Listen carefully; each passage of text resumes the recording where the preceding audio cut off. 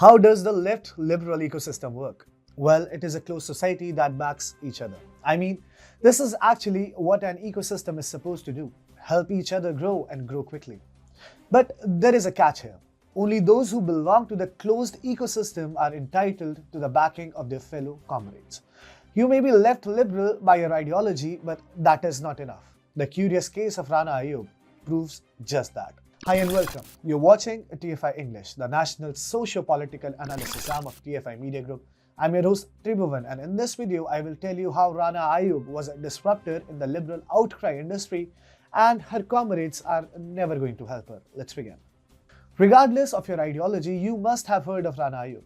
Whether you hate her or admire her depends totally on your ideology.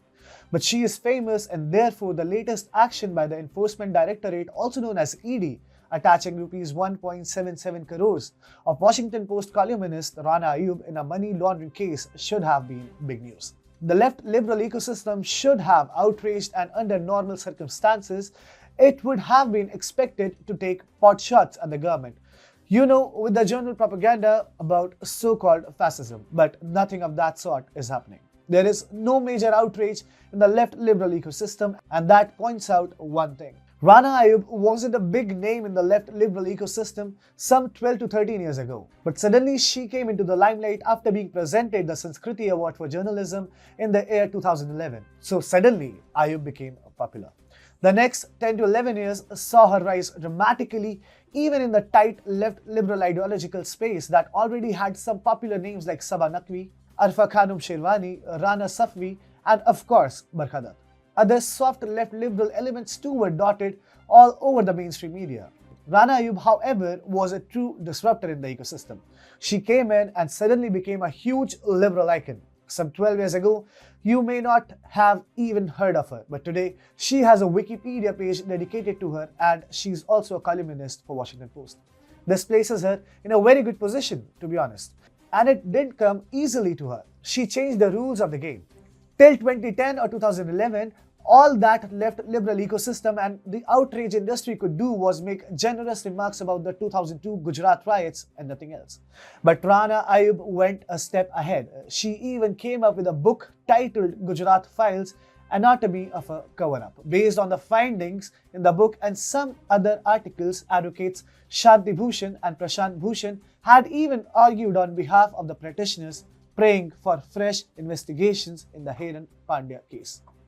It is a different matter that the petition was dismissed by the court. The apex court had even remarked, in our opinion, on merits in the view of the material that has been placed on records, including that of Azam Khan's statement and book by Rana Ayyub.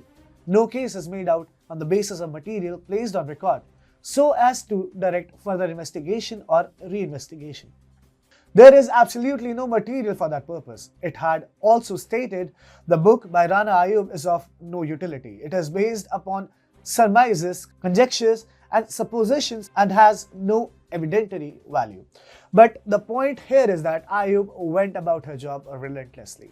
She even claimed that one of her reports were instrumental in getting the then Gujarat Home Minister Amit Shah arrested in a case. However, later Shah was found to be innocent and got acquitted. He is, of course, the Union Home Minister today, despite all the adverse propaganda that he faces from his haters. She remained quite active on Twitter all this while and carried her liberal image on her sleeves. Ayyub muscled her way into the left liberal camp and made it big. She even made big claims about her journalistic work in the Instagram post, which Rana says verified for 6 months. I lived undercover in this small room in Gujarat, posing as Maithili Tyagi, a student of the American Film Institute Conservatory. 8 cameras on my body, a terrific French colleague, and a desire to get the truth see the light of the day, undertaking one of the most audacious undercover operations that culminates in the form of #Gujarat Files.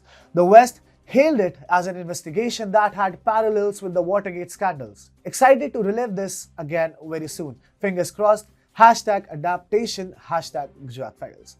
What did Rana Ayyub's meteoric rise to prominence mean to the established left liberal authors and journalists? Well, they suddenly found themselves getting overshadowed or at least losing out a fraction of the popularity that they enjoyed earlier.